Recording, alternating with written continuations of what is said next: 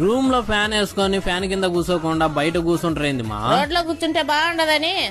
పరమానందయ్య శిష్యులు ఎంతమందో తెలుసా? 12 మంది. వాళ్ళలో 2 మీరే. ఈదులలో ఏం పని, వచ్చి ఫ్యాన్ కింద కూర్చోరండి.